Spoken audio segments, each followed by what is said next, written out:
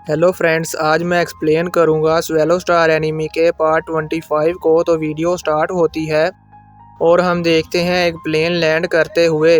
तो अब उस प्लेन में से एक आदमी बाहर आता है और सामने खड़े वॉरियर से मिलता है। तो वो वॉरियर उसे यैंग कहकर बुलाता है। तो दूसरा वॉरियर जो प्लेन से उतरा था वो हाथ मिलाते हुए कहता है कि जो पिछली बार हम तब मिले थे जब तुम प्रेसिडेंट बने थे। तभी डायरेक्टर जैंग यैंग को कमिश्नर यैंग कहकर बुलाता है और वो तीनों मार्शल हॉल की तरफ जाने लगते हैं। तभी कमिश्नर यैंग कहता है कि लीडर होना आसान नहीं है, मुझे हमेशा मार्शल हॉल की फिक्र रहती है।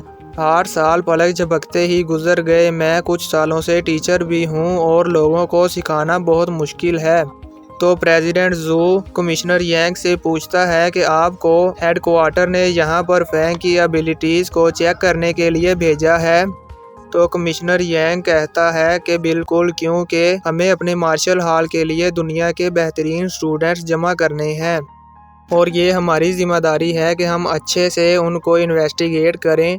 सीन चेंज होता है और हम फैंग और फायर हैमर टीम को देखते हैं, जहां पर फैंग कैप्टन से पूछता है कि इस बार हम कहां पर जाएंगे। तो कैप्टन कहता है कि हम अभी डिस्कशन कर रहे हैं। तो तभी टीम का एक मेंबर फैंग से पूछता है कि मैंने सुना है कि तुम्हारी स्ट्रेंथ 28 टन तक पहुंच चुकी है। तो तभी एक और मेंबर फैंग से पूछता है कि मुझे लगता है कि तुम्हारे लिए चांस है कि तुम स्पेशल ट्रेनिंग में पार्टिसिपेट कर सको। तो फैंग कहता है स्पेशल ट्रेनिंग।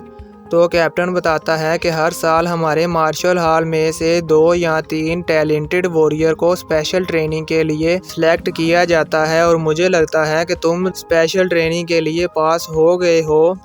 तो ये सुनकर एक दूसरा मेंबर कहता है कि अगर फैंग चला गया तो हमारी फायर हैमर टीम में सिर्फ 4 मेंबर्स बाकी बच जाएंगे। तो कैप्टन कहता है कि जब भी हमारी फायर हैमर टीम को खतरे का सामना करना पड़ा है तो तब हर बार फैंग ने ही हमें बचाया है। खास तौर पर तब जब जैंग की का एक्सीडेंट हुआ था। तो एक मेंबर कहता है कि अगर फैंग ही चला गया तो हमारा क्या होगा। तो ओल्ड टीम मेंबर कहता है कि तुम लोग फैंग पर इतना प्रेशर मत डालो और कहता है कि मुझे मॉन्स्टर से लड़ते हुए 10 साल से भी ज़्यादा टाइम हो गया है और मुझे इम्प्रूवमेंट का कोई चांस नहीं मिला। और कहता है कि अगर फैंग किसी स्ट्रॉन्गेस्ट ऑर्गेनाइजेशन में ज्वाइन हो जाता है तो मैं रिटायरमेंट ले लूँगा। तो दूसरे टीममेट्स आपस में बात करते हैं कि हमारे सीनियर तो रिटायरमेंट होने की तैयारी कर रहे हैं। तो ये सुनकर फैंग सोचता है कि स्पेशल ट्रेनिंग मेरे लिए ग्रेट अपॉर्चुनिटी है, लेकिन अगर मैंने टीम को छोड़ दिया तो ये फायर हैमर टीम के लिए बहुत बड़ा लॉस होगा। तो तभी उन सब की कम्युनिकेशन डिवाइस पर इमरजेंसी रेस्क्यू अलर्ट सिग्नल आता है। तो कैप्टन कहता है जल्दी से सिटी 023 में जाने की तैयारी करो और हम उन सब को अपने अपने वेपन्स लेकर सिटी 023 की तरफ जाते हुए देखते हैं। सीन चेंज होता है और हमें मार्शल हॉल दिखाया जाता है, जहां पर अंकल वो की बात सुनकर कमिश्नर यैंग हैरान होते हुए कहता है कि उसने 19 साल की एज में ही पहले ही जूनियर जनरल लेवल को पार कर लिया है। तो अंकल वो बताता है कि मैंने खुद उसे 9 लाइटनिंग स्वॉर्ड के लेवल 3 को यूज़ करते हुए देखा है और उसने लाइटनिंग स्वॉर्ड की पावर को यूज़ करते हुए 28 टन की वेट पावर से हिट किया है। ये सुनकर प्रेसिडेंट हंसते हुए कहता है कि इसका मतलब फैंग स्पेशल ट्रेनिंग के लिए सूटेबल नहीं है, बल्कि वो हायर लेवल की ट्रेनिंग के काबिल है। ये सुनकर कमिश्नर यैंग अंकल वू से पूछता है कि फैंग अभी कहाँ है। तो अंकल बताता है कि फैंग और फायर हैमर टीम फिलहाल रेस्क्यू ऑपरेशन के लिए सिटी 023 में गए हैं।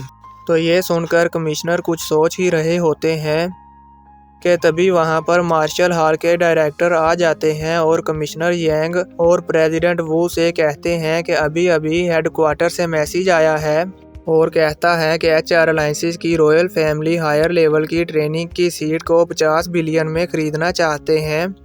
तो कमिश्नर पूछता है कि हेडक्वार्टर क्या चाहता है।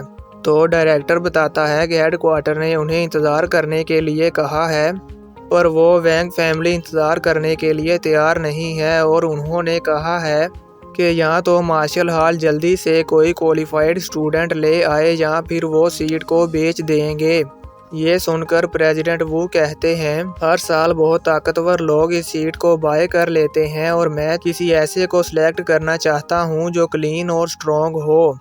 तो कमिश्नर यांग कहता है कि जाओ तुम मेरी हेल्प करो और मेरा फाइटर प्लेन रेडी करो और फिर फैंग की करंट पोजीशन का पता लगाओ। तो डायरेक्टर कहता है कि आपका इससे क्या मतलब है। तो कमिश्नर वैंग कहता है कि आप मुझे 1 घंटे का टाइम दें और मैं अभी फैंग को वापस लेकर आता हूँ। और हम प्लेन को सिटी 023 की तरफ जाते हुए देखते हैं।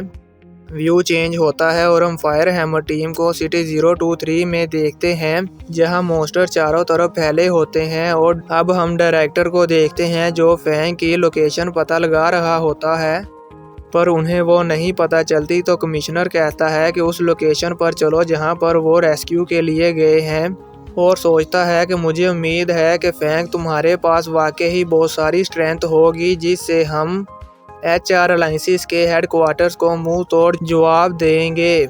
और यहीं पर ये पार्ट ख़त्म हो जाता है। तो दोस्तों, वीडियो पसंद आई हो तो वीडियो को लाइक करो, चैनल को सब्सक्राइब नहीं किया तो सब्सक्राइब कर लो, क्योंकि मैं आप दोस्तों के लिए ऐसे ही मज़े की एक्सप्लेनेशन लाता रहूँगा। मिलते हैं एक और नई वीडियो में, तब तक के लिए बाय।